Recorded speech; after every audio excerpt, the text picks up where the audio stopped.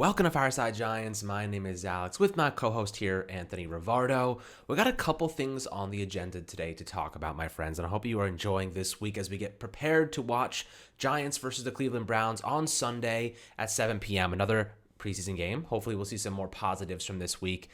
Usually the first preseason game is a crapshoot. We saw a lot of negatives, a lot of players already starting to rotate out, some guys being waived. Injuries, Kyle Murphy. I know Clayton Thorson was waived. He was also injured. And the Giants might be looking to bring in another quarterback or so. I know Josh Rosen was just cut, so he might be an option to bring in as a developmental guy. He can't be any worse than Clayton Thorson. At the end of the day, that's just the reality. You really hope to God you don't have your quarterback 3 starting or playing at any point in the season. But for now, we just have to hope for the best, and we'll see what the Giants do. Of course, the offensive line remains a big issue, but we're going to talk about a couple different things today, including, is it worth trading for an offensive lineman? What kind of assets do we have that could be on the block with a couple of deep positions? The addition of Keion Crossen, what does he offer as a special teams ace? And Josh Jackson, a former second-round pick that the Green Bay Packers took in 2018. What does he bring to this team? What kind of value would he offer this defense, and why did the Giants make that move, trading Isaac Yiadom, an experienced corner, for Josh Jackson, a developmental guy who has some upside but a little bit younger? We're going to talk about all these different factors. But Anthony, before we dive into things, how you doing today, my friend? I'm doing real good. I'm back here in DeLand, Florida for college. Spent the day in Disney yesterday, but excited to get back to talking Giants football today. Of course, the Giants did make some moves while I was busy for the past few days. Of course, whenever I'm busy, the Giants get busy, so I can't cover it to the fullest extent. But now I'm here to recap that and review, give my takes on all of these moves. And of course, I want to talk about the quarterback situation with Clayton Thorson being waived. And then they also went and signed, what's his name, Lewerke. I think that's how you say it, Brian Lewerke, former Michigan State quarterback. I don't really like that signing either. I saw a clip of him playing in college that might have been the worst clip that I've ever seen from a quarterback, ever. He fumbled the ball twice and then just threw the ball up, and it was an interception. Never seen something that bad from a quarterback, but nonetheless, he's now a member of the New York Giants, so I hope that he's grown a lot since that moment in college. And of course, I hope that a lot of these players that we just picked up have grown a lot since, the last time we saw them play.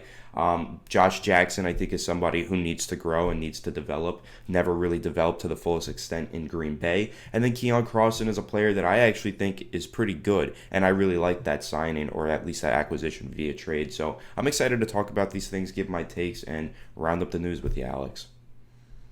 Yeah, let's take a look at Keion Crossen and Josh Jackson before we dive into this offensive line situation, because we do know there's a couple issues there, but there's also some confidence being portrayed by management.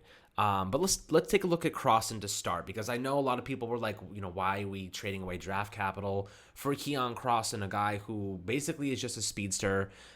He doesn't really offer much as a defensive back, but special teams guys. One of our special teams unit last year was a disaster at times, really lacked a few key pieces. Cody Core going down during training camp really hurt that punt gunner spot. And now we have a couple of really great punt returners as well. I know Dion Lewis in the kick return group, he fumbled a couple times. Can't be having that. So we'll see who takes that role. But Keion Crossen is a guy who a lot of people are kind of talking down about, because why are the Giants not going after offensive linemen? Of course that's a priority, but we'll tell you why we can be a little bit more patient with that now. The Giants, we know Joe Judge specifically loves to have those special teams players, and Keion Crossen is exactly that. He's a special teams ace. Michael Thomas, former Giant safety and special teams ace, even went as far as to say the guy is blazing fast. He's a really great athlete, and he offers a lot on special teams.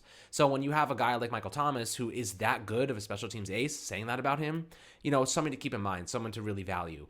And Joe Judge also spent time with Keion Crossen in New England a couple years ago, so they do have familiarity. They know each other, and I think giving up a 2023 sixth-round pick is nothing to be concerned about. The Giants can easily get another sixth-round pick if they want to by trading away a depth piece, or trading back in the draft next year. Let's say Daniel Jones pans out. They have 2 first-round picks. They want to trade back. They can add a third-round, a second-round pick for all we know. It could be so much better than a sixth-round pick. Nothing to be worried about. They could even get compensatory picks down the road that completely acts or makes that value they just gave up irrelevant anyway. Keion Crossen is a guy who will probably gun for the roster. Pun intended. He's going to probably get that punt gunner role, and I think that you need to have a strong special teams in the NFL. And when Joe Judge doesn't have that, it says a lot. It really last year was kind of an anomaly. He was very upset with the way they performed, and he made it a priority to really upgrade that unit, bringing in Cullen Gillespie, another pretty good special teams guy there. And he really wants to make that unit a strength of this team and not a liability. So bringing in Keion Crossen, he's 4.2 speed. The guy is an absolute blazer. As a gunner, you want that because he's a guy that might get there at the right exact moment, cause a fumble, scare the punt returner just that millisecond early to make him second guess taking it, bounces off his hands, hits him in the head. I don't know, anything to create another turnover, an opportunity to get the ball back. Keion Crossen offers that, Anthony. And I know you also kind of agree with me here that this is not something we should be concerned about. In fact, I think this is actually a positive for the Giants. I think this is a good, positive, progressive move for this special teams unit, Anthony. How are you thinking about this move in your own opinion? Yeah, I'm really high on this move. I'm very positive with the acquisition of Keion Crossen. I think that the Giants did a really good thing here, acquiring Keion Crossen for basically nothing. I think a 2023 six-round pick, not a 2022. It's not like we're losing something in next year's draft. It's the year after that. So we have a whole extra year to acquire that pick back via trade, via compensatory picks. That trade that we just made, we basically gave up nothing to get Keion Crossen, which is what you want to do with a guy who is a special teams player or somebody that might be expendable to another team. They're looking to move on. But I really like this signing or trade because Keion Crossen will be a good special teams player for the Giants. He will be a good gunner, and he does have that connection with Joe Judge. Joe Judge was the special teams coordinator with the New England Patriots, so he absolutely knows Keion Crossen very well and knows how good he is on special teams, and I have a statistic to show just how good Keion Crossen can be. So the recent Giants acquisition cornerback Keion Crossen averaged 22.08 miles per hour over his top fastest special teams play in 2020, according to Next Gen Stats. For comparison, Tyreek Hill had 21.57 miles per hour in his top 5 plays among all ball carriers.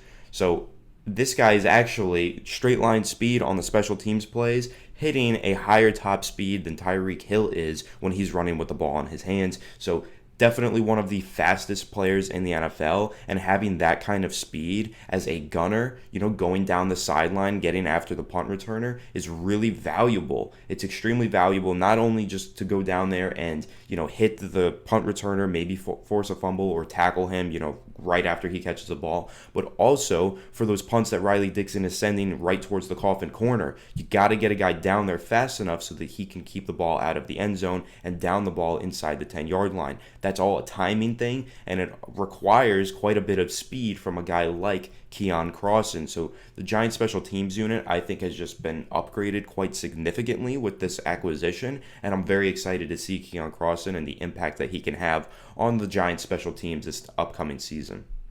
Yeah, and I also want to add to that he's not only a punt gunner, he actually has experience, especially last year, doing it all. He had 60, kick returns. He had 62 kick coverage, hunting down potential, runners. He had 42 punt returns and was also involved in 43 punt coverage, hunting down the runner as well on the defensive side. So he's kind of a do-it-all. He's kind of a guy who can really be, and he's also kind of one of the guys that on the edge against field goals, like field goal blocking. He's one of those guys on the edge who has that speed to maybe potentially block kicks. He is like the quintessential ace on special teams in terms of gunner and kick returner and punt returner. So the Giants could say, you know what, we don't want to risk Kadarius Toney getting injured. We saw Jabril Peppers get injured once a couple of years ago, and he missed like a couple of games. I think it was a lower back injury or something like that.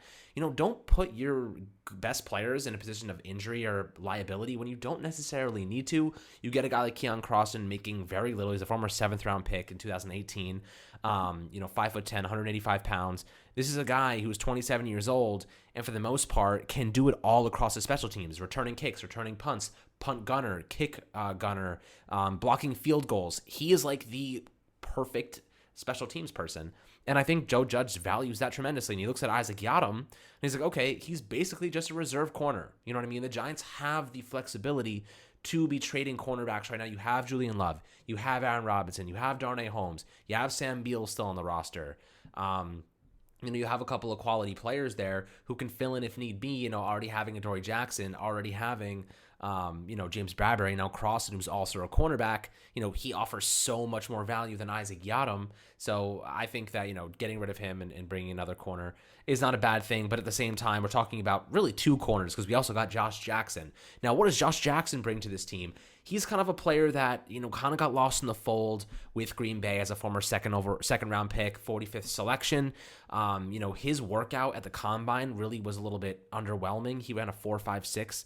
Not the most impressive 40-yard dash time, but again, 40-yard dash times, don't always translate to game speed. He kind of got buried on the depth chart with Green Bay. Of course, they have Jair Alexander. I think Desmond King, a couple of great cornerbacks to work with there. He kind of got buried a little bit, but he's a pretty good talent. And keep in mind, when Patrick Graham was with Green Bay, that was 2018, the year that Josh Jackson was drafted. So he has experience with Jackson and really knows him a little bit. So bringing him in in a one-for-one swap with Isaac Yiadom, in my opinion, is a pretty good deal. I mean, he's 25 years old. He is still in the middle of his athletic prime. He's pretty much like just as old as I am. So it's really, I don't mind this move at all. I think he has a ton of potential. He was a ball hawk, 27 passes defended at Iowa during his final season at college before he went to the NFL. And this is a player who I really think could be a decent developmental guy just to learn. And Anthony, you talk about this all the time, the trickle-down effect. What better way to learn than from a defense that just went from everybody thought would be below average to a top 10 unit in points allowed, going to learn from behind James Bradbury, Adoree Jackson, and Patrick Graham. Three guys that can really benefit a guy like Josh Jackson who might just need a fresh start, in my opinion.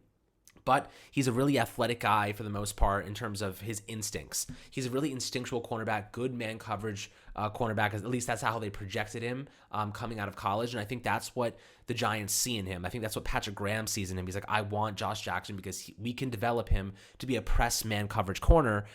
6 feet, 196 pounds. He's got some strength to him. And I think for the most part, I'm happy with this move. Of course, we want offensive linemen. We're going to talk about that in a couple minutes, Anthony. But when you're looking at Josh Jackson, what is he compared to Isaac Yiadom? Why do you think they made this move?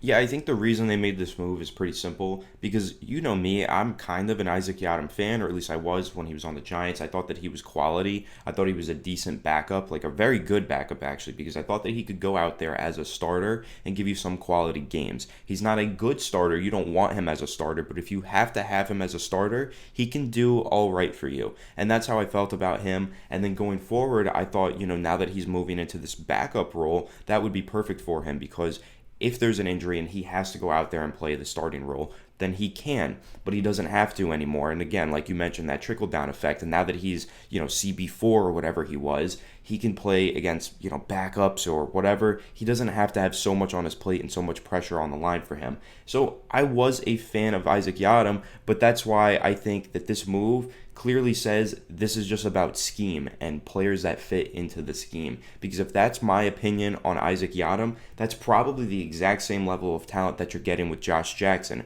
a guy who can go out there and give you quality starting games if he needs to, but you'd probably want him as a depth piece, as a backup. So it just comes down to, does Josh Jackson or Isaac Yiadom fit the scheme better? Well, Patrick Graham probably said Josh Jackson probably fits the scheme a little bit better than Isaac Yiadom does. So I would prefer him on the team than Isaac Yiadom. Simple as that. It's just who fits the scheme better. There was no picks involved. It was just a cornerback swap. And I think that both teams looked at it as, we have these guys.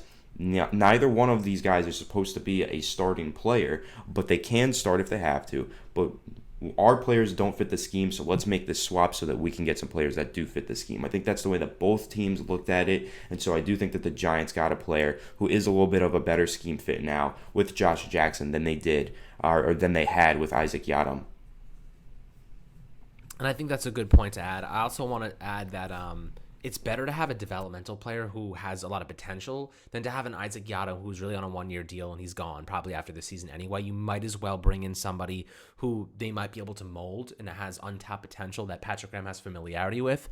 Yes, we know that Isaac Yiadom can be a supplement in terms of injury or fatigue or whatever it might be. But I'm more comfortable with Julian Love at this point, honestly. We saw Julian Love in the last 2 games of the season last year, and he looked pretty damn good in my opinion. I mean, he's really our utility guy. He's our utility player on that defensive secondary. So if we do need someone, I would rather call on Julian Love than Isaac Yiadom anyway, just because I trust him. And I think Julian Love is a long-term piece for us. I think he is the perfect guy. Anthony, like, do you agree with that? Well, the only thing with Julian Love is when we're talking about scheme fits, Julian Love is the perfect scheme fit because he provides all that versatility. So I don't necessarily Agreed. see him as a backup corner. I think that the way the Giants look at him is actually as their starting big nickel corner, right? Because a big You think nickel he's going is to a start? safety.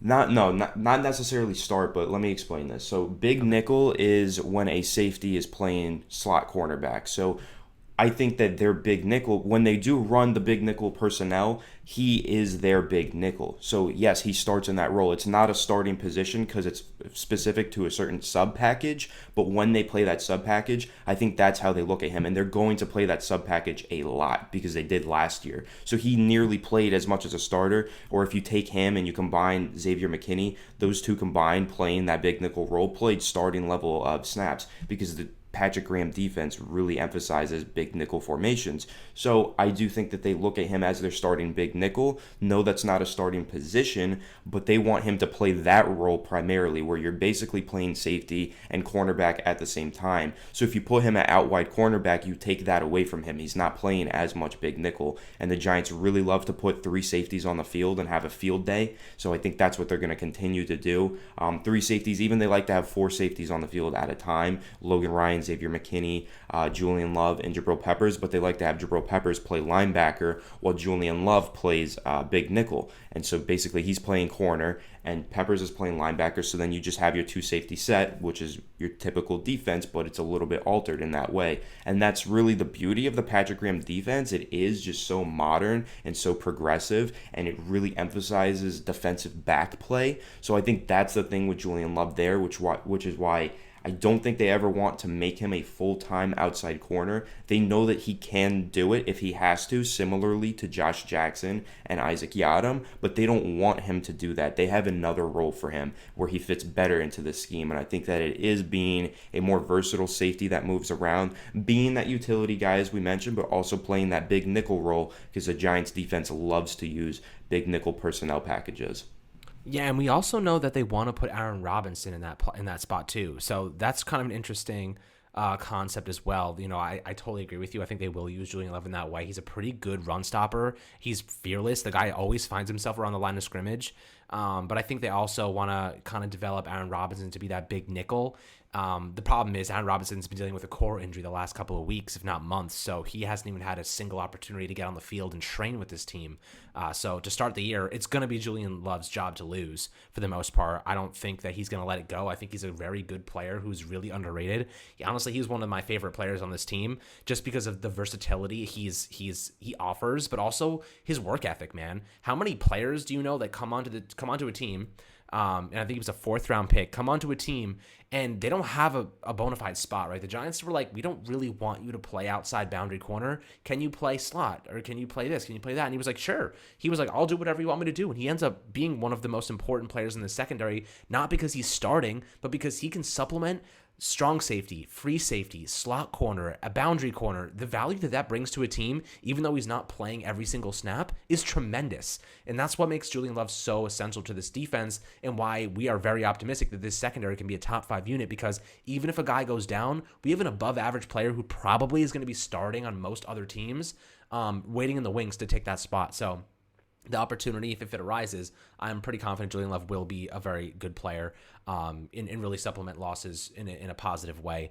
But let's jump over to the offensive line, because I know this is a big topic. A lot of people are freaking out about this, deservedly so, because last week what we saw for the majority of this offensive line was not good. Andrew Thomas looked pretty solid. He's been having quietly a very nice camp. Haven't heard much negativity regarding him, which is really awesome. Music's in my freaking ears. I really want him to be that staple left tackle, take that step forward this year, and provide the value that we need to see, provide that momentum and that progression and development that we need to see, because Daniel Jones needs that blind side protected at all times. Now, Matt Pert had a couple of good snaps. He responded well after giving up that early sack, which I think the running back missed on the chip and really did not help him whatsoever. That's kind of just a lack of communication, in my opinion. But I do think that if the Giants have those bookend tackles, it's going to make the rest of the offensive line a lot better because the interior is always less important than the exterior. But I will say this, when you have guys who are not holding up in pass protection, when you have those Kenny Wigginses that, come in and absolutely crap the bed, it presents a major issue. Do I want Kenny Wiggins sniffing the freaking AstroTurf on Sundays? Absolutely not. I want him bringing water to Shane Lemieux because he's doing so freaking well that he's gassed. I want him bringing a nice biscuit to Will Hernandez to get his tummy right because I know that Kelvin Benjamin's watching him very closely, and he wants all the biscuits for himself, but everyone else needs biscuits too. So Will Hernandez, in my opinion, he's also looks quietly good. I think that for the most part, he's shown some positive growth, some development. I haven't heard much negativity regarding him. Another positive sign, Nick Gates, haven't heard anything about him either. I think the Giants are very confident that their starting group is going to be very good, or at least adequate this year. At least hold it down, hold down the fort, allow Daniel Jones to get through his progressions and have some time in the pocket. But I think the reserves, and injuries happen, we know this. A lot of players miss time in the NFL, especially offensive linemen. If anybody goes down, the Giants have Nate Solder on the outside, which is a good depth piece, but the interior is a mess. We have no depth pieces at guard. Kenny Wiggins, relying on him is a big mistake. Kyle Murphy just went down. He's on injured reserve. He's done for the year. The Giants need to go out, and Dave Gettleman said as much in his press conference on Tuesday. He basically was like, guys, we know we need offensive line support, and just keep in mind the second preseason game, a lot of players are going to be cut. There are going to be a lot of waves. And then once teams cut down to the 53-man roster, right now we're above 80. They're gonna have to cut 30 plus players. A lot of guys are gonna lose jobs, and there's always some surprises that hit the open market. And I think the Giants will be the first to swing in and get an offensive lineman, Anthony. And when you're looking at this so far, Anthony, are there any specific positions that you're a little concerned about? I know the starters, there's always a little bit of hesitation because we just don't know yet. But for the most part, I haven't heard much about Thomas, haven't heard much about Gates, Hernandez. I know Lemieux's working his way back, and Pert he's coming back from a back injury as well. But those depth pieces really concerning to me. I don't know how you're feeling about it, but I imagine probably the same. Yeah, of course I'm feeling the same way. I'm really concerned with the depth that the Giants have on the offensive line. I just made a video posted on the Giants Fireside Giants YouTube channel yesterday discussing Austin Reiter and why I believe that he should actually be signed by the Giants at the very minimum as a depth piece if he's willing to be that. That's the thing with Austin Reiter. We don't know if he's willing to take a depth role or if he's saying I want to be a starter or don't sign me. That's kind of the question mark, and that's almost what people are starting to assume since he hasn't been signed yet, despite being a pretty good player. And I don't think that the Giants are willing to sign him as a center just yet because they don't want to move Nick Gates. They are pretty confident with the starting group that they have. Left tackle Andrew Thomas, left guard Shane Lemieux, center Nick Gates, right guard Will Hernandez, right tackle Matt Parrott. That's what the Giants want to put on the field this year, and honestly, I'm okay with that. Give these young guys a chance to develop. Don't give up on talent. I think that Matt Parrott is going to have a good season. I was really impressed with what I saw from Will Hernandez in the first preseason game. Same thing with Andrew Thomas. Nick Gates looked good. He looked like Nick Gates. And the left guard position was a disaster because we have no depth on the offensive line. So what the Giants need to do, in my opinion, I don't think they need to go looking for starters. Sure, if they find a good starter and it's feasible, let's get him and let's probably replace the left guard position. But I think that the Giants need to first and foremost find some more depth along the offensive line at any position. Even Jackson Barton did not look good as a depth offensive tackle. So let's go out there. Let's find some depth pieces. We know that some are going to end up on the waiver wire within the next couple of weeks. Once they do, the Giants need to be the first team to jump at that opportunity to get some depth on the offensive line. It's just a must. They don't have enough depth right now, and it could really cripple this team if there are any injuries along the offensive line for the rest of the season. So, number one thing for the Giants right now, I understand they're trying to improve special teams. They're trying to improve the cornerback position. I'm happy with the moves that they made, but going forward, I want to see them place an emphasis on the offensive line. Joe Judge said there's a good chance that they will add some offensive line pieces. Now I need to see him deliver on that because this unit looks really ugly once you get past the starters, and a lot of people look at the starters and think it looks ugly anyways. So the Giants got to do something about this. They got to add some depth to the offensive line within the next couple of weeks because once we get to the regular season, it's go time. There's no going back. There's not going to be many free agents available on the market. There's not going to be that many players available to trade. It's now or never for the Giants offensive line.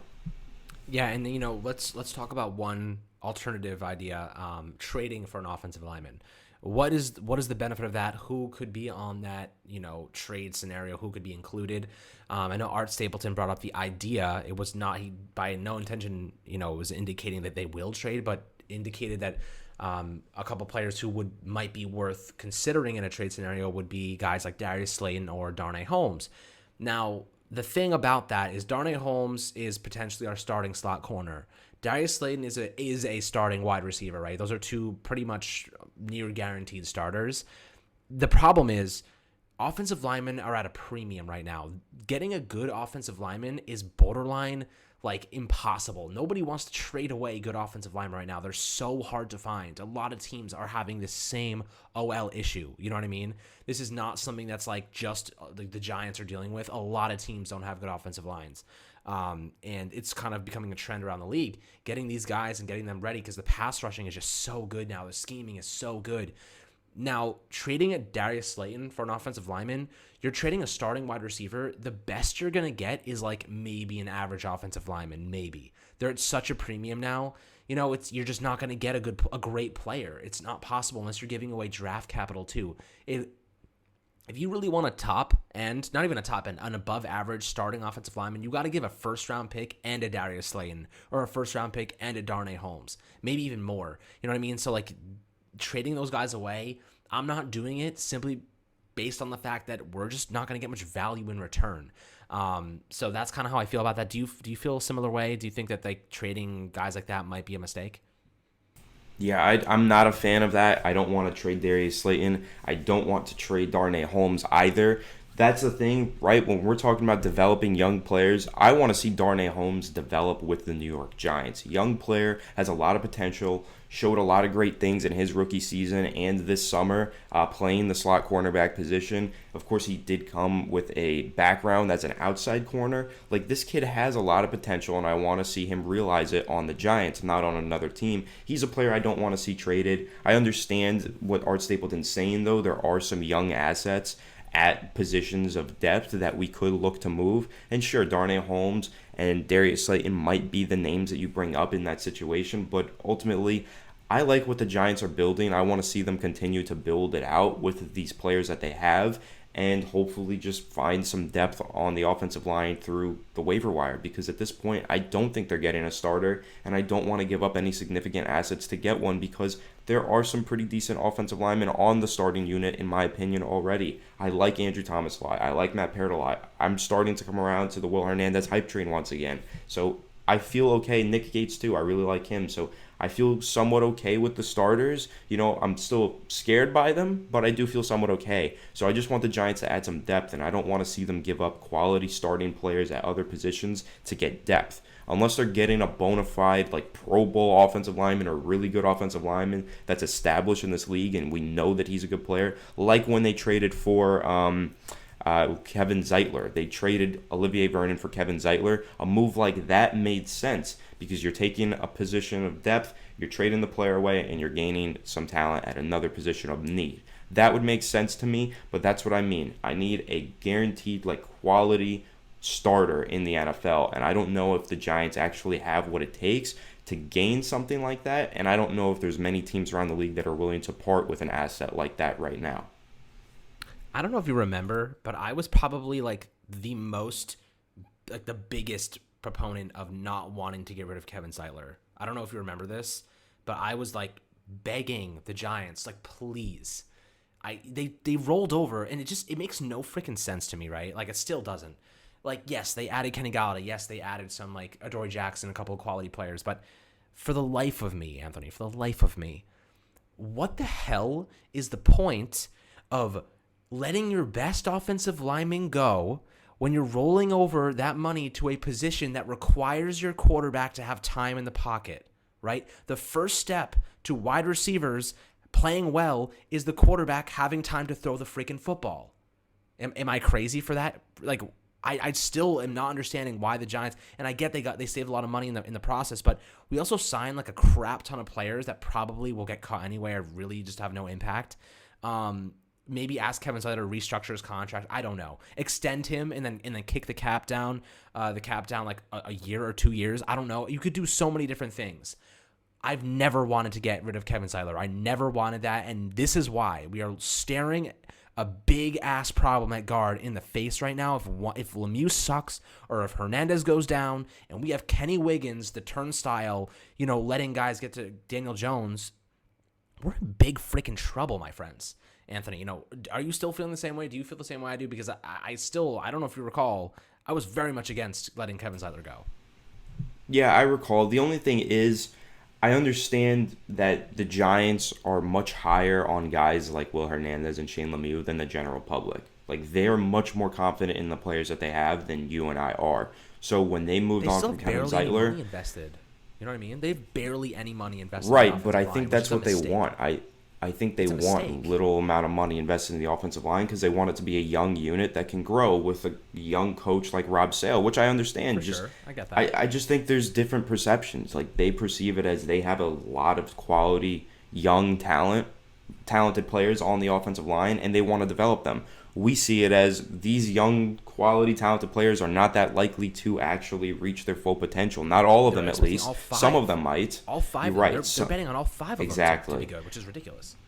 They're placing 5 different lottery bets, basically. And we're not too confident in that, but they are confident that it's not a lottery bet and that they have the coaching staff to develop these guys and turn them into good players. So that's just the outside perception versus inside perception. So when we talk about the Kevin Zeitler situation, that's what it was all about. They feel confident with the young guys that they have, and they want to make them starters and develop them. I don't know if that's a good decision. We'll find out in due time, but that is what I make of the situation, and that's how I analyze the Giants' thought process on the situation. Right. I mean, it makes sense, right? It makes sense. If you're the Giants, you're like, okay, we invested a shit ton of money at the wide receiver, at defensive back, at linebacker, and the defensive line. We need our offensive linemen to keep the money down. But the problem is, the offensive lineman is the key to your quarterback succeeding. You know what I mean? I'd rather have a top 5 offense than a top 5 defense in this modern day NFL. And the Giants are thinking completely backwards in that mentality. And I think for the most part, letting Kevin Zeitler go was a huge mistake. And it's proving to be because Lemieux got injured the first day of camp and he's missed time. And he didn't even play in the last preseason game. They're taking risk after risk after risk. And if it bites them in the butt, we're going to be sitting here like, bro, like the whole fan base was telling you this, right? The whole fan base was begging you to draft Trey Smith in the 6th freaking round. Instead, you drafted our freaking running back instead. And no, like hard feelings to Gary Brightwell. It's not his fault. It's the Giants, like still prioritizing absolute nonsense. But this is all, stuff that we're gonna find out, right? We're gonna find out how this unfolds in the coming weeks, my friends. But hope you enjoyed this little rant, little discussions regarding the different players, Josh Jackson, Keion Crossen, the offensive line. Let us know what you think of Crossen, Josh Jackson. Let us know what you think of this offensive line situation. If you think they should be going out and signing someone, trading someone, waiting to pick up someone off the waiver wire once teams start to cut guys down from to the 53-man roster, of course. But I hope you guys are having a fantastic week, and we have a preseason game against Cleveland coming up. We'll have you guys covered with all the information, anything new that comes out. We got you guys covered as always. Make sure to subscribe below on YouTube, Apple, and Spotify as always, and we'll catch you guys on the next video.